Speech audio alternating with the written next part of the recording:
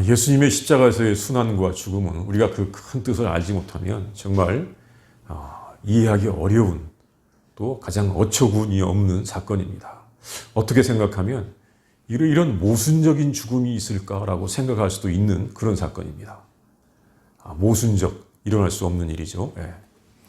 왜냐하면 죽은 사람을 3명이나 살렸던 분이 죽으셨습니다. 정말 도저히 그의 능력으로 봐서는 죽을 수 없는 분이 죽었던 일이었습니다. 그러니까 정말 이것은 모순적 사건이라고도 말할 수가 있는 것입니다. 그래서 그 예수님과 함께 3년 동안 계속 같이 다녔던 제자들은 그 예수님의 죽음을 도저히 믿을 수도 없었고 받아들일 수도 없었습니다. 왜냐하면 예수님이 나이가 많으신 것도 아니고 그때 나이 불과 33살이었습니다. 도저히 이해가 안 되는 것입니다. 또 생각해보면 너무 괘씸한 것입니다. 왜? 예수님의 죽음은 자기들의 장래의 성공 또 장래에 전혀 생각해주지 않는 마치 자기를 조롱한 사기꾼처럼 보였을 수도 있습니다. 다 나에게 오라. 내가 너희를 편히 쉬게 하리라. 나를 따라오너라. 내가 너희를 사랑을 낚는 어부가 되게 하리라. 이렇게 좋은 약속이에요? 안 좋은 약속이에요? 엄청난 좋은 약속이지. 해놓으시고 죽으신 거야. 그러면 예수님께서 그 죽음 그 자체만 놓고 보면 예수님이 정말 믿을 만하신 분으로 보여요? 아니면 정말 무책임한 사기꾼으로 보입니까? 정말 그런 상태에 있었습니다. 또 예수님께서 죽으신 후에 제자들은 이제 자기들의 안전이 심히 걱정이 되었습니다. 특히 예수님께서 붙잡힐 때 막 칼을 빼갖고 휘둘렀던 베드로는 어떻겠습니까? 이제 이 6월절 절기가 끝나면 나는 대제사장의 부하들이 나를 보복하겠구나. 그들에게 보복을 받겠구나라고 하면서 굉장히 두려웠을 것입니다. 대제사장이 우선 급한 대로 그 두목인 예수만 처형했지만 이제 6월절 이 절기가 끝나면 나도 체포되어서 같이 당하겠구나라고 생각할 수도 있습니다. 이런 복잡함 속에서 제자들은 자기들의 명절인 6월절을 맞이하였습니다. 아주 엄청난 축제입니다. 그런데 이 6월절은 정말 예전의 6월절 같지 않은 축제라고는 전혀 말할 수 없는 양고기 한 점은커녕 떡 한 조각도 제대로 먹을 기분이 나겠어요? 안 나겠어요? 그런 6월절을 지내고 있었을 것입니다. 정말 3년 동안 예수님을 따라다녔던 것이 이해가 되지 않고 허탈하고 허무하고 절망적이고 두려운 그런 시간을 보내고 있었을 것입니다. 그런데 그럴 때도 이 죽은 예수님을 그리워하는 사람들도 있었던 것입니다. 이것은 어떻게 보면 논리나 이성으로는 설명이 안 돼요. 정말 이 감성, 사랑 이런 걸로 설명이 되는 상황입니다. 누구냐면 그 예수님을 흠모하던 여자들이었습니다. 특히 예수님께서 7 귀신을 쫓아내서 자신의 고통을 해결해 주신 막달라 마리아와 또 예수님의 예수님을 이모로서 굉장히 사랑했던 이 살로메 또 다른 마리아가 있었습니다. 이 세 여인은 갈릴리에서부터 예수님과 함께 예루살렘에 왔습니다. 갈릴리에서부터 예수님을 사랑하던 사람들이었습니다. 그들은 예수님을 볼 수 있는 곳에는 항상 함께 있었습니다. 그러다가 예수님께서 십자가에서 아주 비참하게 죽는 그 모습도 보았고 또 예수님께서 무덤 속에 장사되는 것까지 이 여자들은 보았습니다. 그들은 사실 너무 슬펐습니다. 너무너무 슬펐습니다. 그래서 그 사랑하고 존경했던 예수님에게 마지막 정성을 다하고 싶었습니다. 그래서 그들은 그 예수님의 이 상한 몸에 향품을 발라주고 싶었습니다. 아마 그것이 그들이 사랑하고 존경했던 분에게 드리는 마지막 예의라고 생각을 했습니다. 그래서 6월절의 안식일이 마치자마자 그 향품을 사서 다음 날 아침에 일찍 일어나서 그 무덤에 달려갔습니다. 사실 그 무덤에 갈 때, 향품을 바르기 위해 무덤에 갈 때 여러 가지 문제가 지금 있긴 있습니다. 근데 대책도 없어요. 그래도 바르고 싶으니까 막 갔는데 가서 제자들은 깜짝 놀라고 말았습니다. 왜냐하면 그것은 그 무덤이 이미 열려 있었기 때문입니다. 아주 큰 돌문, 그 무덤이 열려 있는 것입니다. 누가 이미 그 작업을 해놓은 것이었습니다. 그리고 너무 좋아서 무덤 속으로 들어갔는데 거기에는 그 그리워하던 예수님의 몸은 없었습니다. 그리고 대신에 흰옷을 입은 한 청년이 있었습니다. 그는 천사였습니다. 매우 놀랐습니다. 그러자 그 청년이 이렇게 말하는 것이었습니다. 놀라지 마세요, 여러분. 여러분은 지금 십자가에서 못 박혔던 나사렛 예수님을 찾고 있군요. 그는 다시 일어나셨습니다. 이 무덤 속에 없습니다. 보시오, 그가 누우셨던 곳입니다. 그리고 가서 베드로와 제자들에게 말하시오. 예수님은 전에 말씀하신 대로 여러분들보다 먼저 갈릴리로 가서 거기서 여러분을 볼 것이오. 이런 말을 하는 것이었습니다. 이것은 그 여자들에게 예수님께서 십자가에서 죽는 것을 보는 것보다도 더 놀랍고 무서운 일이었습니다. 그래서 그 여자들은 거기서 도망쳐서 아무 말도 못하고 있었습니다. 여기 본문 8절에 보면 여자들이 몹시 놀라 떨며 나와 무덤에서 도망하고 무서워서 아무에게 아무 말도 하지 못하더라. 무덤에 가서 그 이 빈 무덤을 보고 천사의 말을 듣고 나서는 얼마나 놀랍고 무서웠는지 아무 말도 못했다고 하는 그런 말을 우리에게 이렇게 전해주고 있습니다. 이제 그 후에 막달라 마리아는 다시 무덤에 오죠. 무덤에 왔습니다. 와서 부활하신 예수님을 만났습니다. 물론 요한복음에는 자세히 나와 있지만 여기는 짧게 나와 있어요. 그리고 이 막달라 마리아는 사람들이 모인 곳에 가서 예수님을 만났다고 말하였습니다.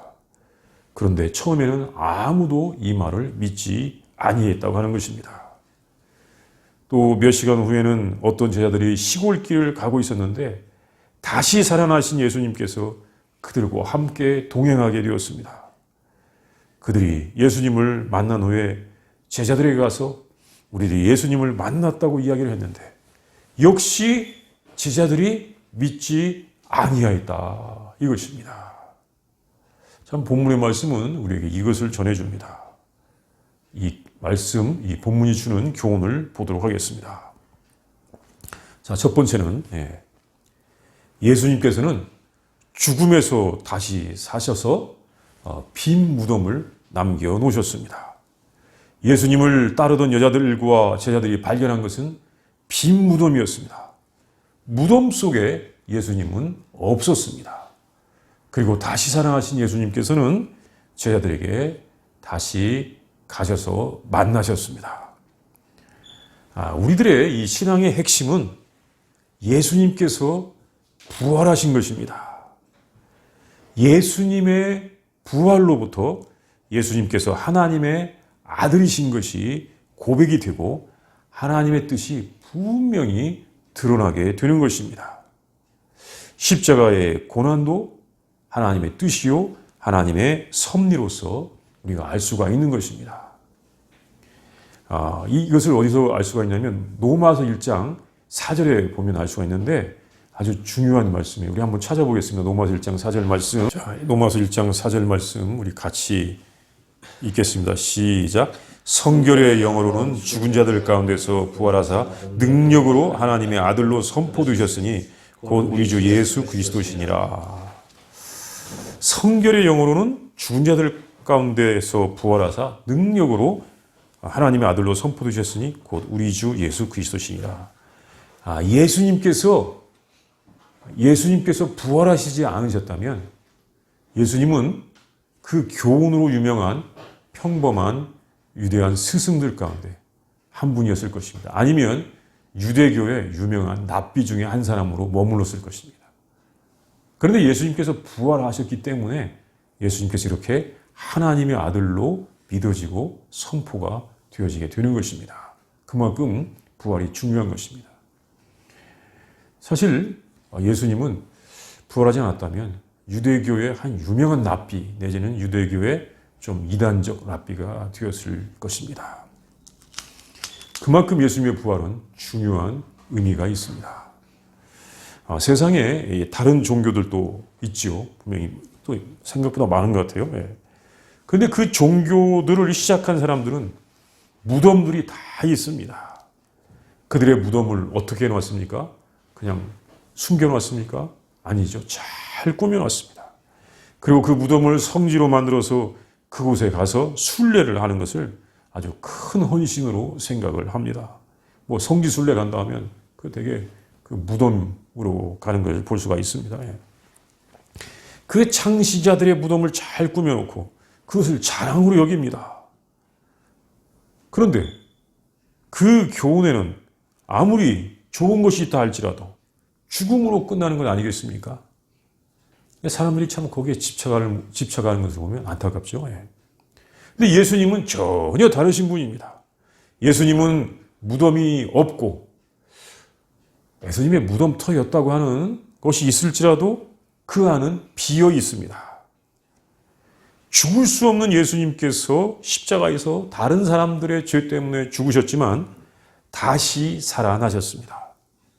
죽음이 예수님을 멸망시킬 수가 없습니다. 예수님께서 죽음을 정복시키시는 생명의 구세주이십니다. 예수님께서는 일시적인 죽음을 넘어서는 영원한 생명을 주십니다. 예수님에게는 일시적인 죽음을 넘어서는 영원한 생명이 있습니다. 그리고 이 무덤에서 일어나신 예수님께서는 제자들을 다시 만나셨습니다. 곧이어 제자들에게 보여주시기 시작하셨습니다. 예수님의 십자가의 이 죽음 후에 제자들은 허탈과 공포와 절망 가운데 빠져 있었습니다. 아마 이 세상에서 어느 누구보다도 가장 큰 절망을 느꼈을 것입니다. 그렇지 않겠습니까?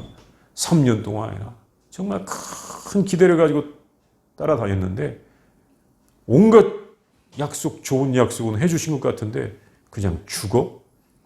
이런 황당한 일이 어디 있었겠습니까? 큰 절망을 느꼈을 것입니다. 그런데 그 제자들이 절망과 그 공포를 극복하게 되었습니다. 큰 절망, 공포, 이것이 저절로 극복되는 것입니까? 저절로 되는 것이 아닙니다. 이것은 어느 누구도 치료할 수가 없는 것입니다. 오직 그 소망이 다시 회복될 때만 치유가 되는 것입니다. 그것은 제자들이 부활하신 주님을 만났기 때문입니다. 우리 예수님께서는 제자들을 다시 만나셨기 때문에 제자들이 새롭게 더 능력으로 일어설 수가 있었던 것입니다. 예수님께서 부활하시지 않았더라면 이 세상에서 예수 그리스도 교는 남아있지 못합니다. 예수님의 사역의 기간이 긴 것이 아닙니다. 불과 3년입니다. 너무 짧습니다. 그리고 이 복음의 교훈은 우리들이 본능적으로 따라하기가 너무 힘든 것입니다. 그냥 복음의 교훈 나 뭔지 몰라. 그냥 나는 무조건 내 마음대로 믿는 거야 라고 믿는 사람들도 있긴 있는 것 같습니다. 자기 마음대로 믿으면서 예수님을 믿는다고 착각한 사람도 분명히 있는 것 같지만 사실은 그건 그렇게 되면 나중에 기독교가 아니죠. 예수님의 이 복음의 교훈을 우리가 우리의 본능으로 따라하기는 이건 거의 쉽지가 않습니다. 이건 너무 힘든 것입니다. 그리고 어떻게 보면 단순한 것 같지만 우리의 신앙은 인격적인 신앙이기 때문에 이해하기가 힘들어서 예수님께서 부활하시지 않았다 하면 소멸했을 것입니다. 차라리 유대교는 이 계명과 순종 좀 차원이 있어요. 이 계명과 순종이라고 하는 이런 체계이기 때문에 살아남을 수가 있을 것입니다. 그러나 예수님을 믿는 믿음은 예수님의 부활이 없었더라면 우리들에게 전달되지 않았을 것입니다. 아마 핵심적인 12 제자들부터 포기했었을 것입니다. 제자들이 부활하신 예수님과 만났기 때문에 자기들의 모든 절망과 공포, 이 불안을 극복하고 이기고 예수님께서 전해주셨던 하나님의 나라를 깨닫는 계기가 되었습니다. 예수님께서 선포하시던 하나님 나라의 핵심은 이렇게 섬김과 희생과 부활의 모습으로 나타나기 때문에 예수님의 부활이 없었다면 그 교훈은 한 사람의 아주 이상적인 가르침으로 끝나고 말았었을 것입니다. 예수님의 부활이 우리들에게 하나님의 나라의 믿음과 소망과 사랑을 전해주는 것입니다. 이제 두 번째는 예수님께서는 제자들에게 갈릴리에서 이 배류를 하고 하셨습니다. 예수님은 천사들을 통하여 갈릴리에 갈 것이라고 말씀하시고 거기서 만날 것이라고 전해주셨습니다. 예수님께서는 예루살렘에서 죽으셨고 부활하셨고 아직 제자들도 예루살렘에 있습니다. 그런데 갈릴리에 가서 만나자고 하셨습니다. 갈릴리는 예수님께서 어린 시절부터 사시던 곳이고 처음에 제자들을 만나셨던 곳입니다. 거기서부터 하나님의 나라의 사역을 시작하셨던 곳입니다. 다시 처음으로 돌아가자는 말씀입니다. 이 제자들에게 죽음으로 끝나는 것이 아니라는 것을 알게 하시는 것입니다. 이제는 죽음에서 살아나서 다시 새롭게 시작한다고 하는 것을 느끼게 하는 말씀입니다. 그것은 예수님의 교훈이 무엇인지를 제자들에게 잘 깨닫게 해 주었을 것입니다. 예수님께서 십자가에서 죽고 부활하시기 전에 제자들의 관심은 이 땅의 질서 속에서의 성공에 있었습니다. 예수님을 따른다고 하면서도 온통 관심은 이 땅의 문화 질서 속에서 어떻게 성공할 것인가. 그것이 제자들의 관심이었습니다. 지금 예수님을 믿는다고 하면서도 거기에 온통 관심 있는 사람이 많이 있습니다. 아무리 좋은 말씀을 들어도 누가 크냐, 누가 더 중요하냐, 이것이 관심이었습니다. 아무리 예수님의 큰 능력을 보아도 그것을 세상의 권세를 위해서 어떻게 이용할 것이냐고 하는 것이 제자들의 관심이었습니다. 그런데 예수님께서 죽으시고 부활하신 것은 예수님의 관심은 땅의 권력이 아니라는 것을 알게 해 주시는 것입니다. 누가 크냐, 누가 높으냐, 이것은 예수님의 관심이 아니라는 것을 보여줍니다. 따라서 부활과 십자가를 보고서 주님의 교훈을 보고 주님의 능력을 알 때 그때야 예수님께서 말씀하신 하나님 나라가 무엇인지를 제대로 깨닫게 되는 것입니다. 예수님께서 하늘로 가시기까지 40일을 이 세상에 머무셨는데 그때 여러 차례 제자들에게 나타나셨습니다. 그때마다 예수님께서는 그 교훈들을 다시 생각나게 했을 것입니다. 이 땅의 일시적인 성공과 권세를 위한 교훈이 아니라 영원한 나라를 위한 교훈이었다는 것을 깨닫게 해 주셨을 것입니다. 그리고 예수님께서 갈릴리로 가시지 않고 예루살렘에서 제자들을 만나셨다면 제자들은 여전히 아직도 그곳에서 언제 권세를 잡을까? 언제 이스라엘 나라를 회복할까? 사도행전 1장에도 나와요. 주님 언제 이스라엘 나라를 회복하실 겁니까? 라고 승천하실 때까지 묻는 제자들을 볼 수가 있었습니다. 제자들이 그것에 집중하기 때문에 예수님의 순환과 부활의 의미를 생각할 수가 없었을 것입니다. 예수님께서는 갈릴리로 가자고 하셨던 것입니다. 이제 새롭게 시작하고 복음의 의미를 새롭게 깨달으라 이것이죠. 이제 세 번째는 처음에 제자들이 예수님의 부활을 믿지 아니했다는 것입니다. 예수님께서 다시 살아나셨고 내가 만났다고 이야기를 해도 직접 만나기 전까지는 제자들이 믿지 않더라는 것입니다. 이만큼 부활을 믿기가 쉽지 않은 일이었었던 것입니다. 제자들은 사실 예수님께서 이 십자가를 지시기 전에 부활의 메시지를 들었습니다. 십자가의 순환 부활, 예수님은 적어도 3번을 말씀하셨습니다. 그리고 나사로를 살리시기 전에도 우리 예수님께서 나는 부활이요 생명이라고 하는 말씀도 분명히 하셨습니다.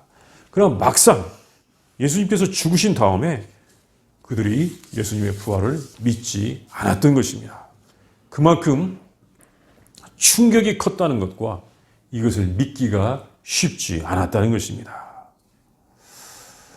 그런데 언제 이 부활을 믿게 되었습니까? 부활하신 주님을 직접 만났을 때 믿게 되었고, 부활하신 주님을 직접 만났을 때 이들은 진정한 믿음을 갖게 되었던 것입니다. 우리가 진정한 믿음을 갖기 위해서는 우리들도 부활하신 주님을 만나야 하는 것입니다. 주님을 만나야 됩니다. 그러면 주님은 지금 하늘에 계신데 우리가 이 부활하신 주님을 어떻게 만날 수 있습니까?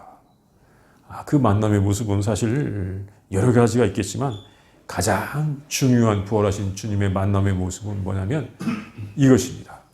부활하신 주님을 만난 사람은 자신의 이 죄 용서에 확신을 가지게 되는 것입니다.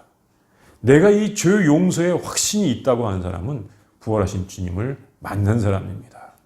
사실 우리가 부활하신 주님을 만날 때 우리에게 있는 내 본성, 나의 기득권에 집착하는 것, 내 이익을 위하여 다른 사람의 그 어떤 이 정당함이라든가 다른 사람의 의가 보이지 않는 것, 내 눈에 들보는 안 보이고 다른 사람의 티는 크게 보이는 것, 이게 다 부활하신 주님을 만나기 전의 사람들의 모습입니다. 그런데 부활하신 주님을 만나고 나면 자기의 죄악이 너무너무 크게 보이게 되고, 이 큰 죄악 가지고 주님 내가 어찌하오리까 할 때 내가 네 죄를 이미 용서했노라 라고 부활하셔서 살아계셔서 우리에게 사죄의 확신을 해주시는 예수님을 우리가 만나게 되는 것입니다. 그러니까 우리는 분명히 부활하신 주님을 만나야 되는데 그 만남의 확신은 내가 내 죄를 회개하고 내 죄를 고백하고 그때 주님께서 나에게 사죄의 확신을 하게 해 주실 때 내가 부활하신 주님을 만났다고 하는 것을 알 수 있게 되는 것입니다. 이럴 때 비로소 우리는 진정한 그리스도인으로서 주님의 제자로서의 그런 삶을 가지고 하나님 나라를 바라보면서 하나님 나라를 위하여 살아가는, 또 하나님 나라와 하나님의 다스림을 받으면서 살아가는 성도가 되는 것입니다. 참 이 부활하신 주님을 우리는 만나야 됩니다. 그래야 진정한 성도가 됩니다. 우리 예수님의 이 부활의 이 기사를 우리가 보면서 부활의 소식을 들으면서 항상 부활하신 주님을 만나기 위하여 노력하고, 그러므로 사죄의 확신, 죄 용서의 확신을 가지고 하나님의 나라의 삶을 살아가는 모든 성도들이 되기를 바랍니다. 우리 다 함께 기도하겠습니다. 우리 먼저 묵상합니다. 예수님의 무덤에 막 찾아갑니다. 3명의 여자들이 예수님의 죽은 몸에 그 향품을 바르기 위하여 찾아가는데, 가서 보니 이미 무덤의 문에 큰 돌은 굴려져 열려져 있습니다. 그리고 무덤에 들어가서 보니까 천사는 있는데 예수님은 보이지 않습니다. 천사가 말합니다. 두려워하지 마시오. 당신들이 찾고 있는 예수님은 여기 없고 부활하셨습니다. 가서 갈릴리에서 만나게 될 거라고 전하시오 라고 하는 천사의 말을 듣습니다. 자, 우리 이 모습을 한번 묵상해 보겠습니다.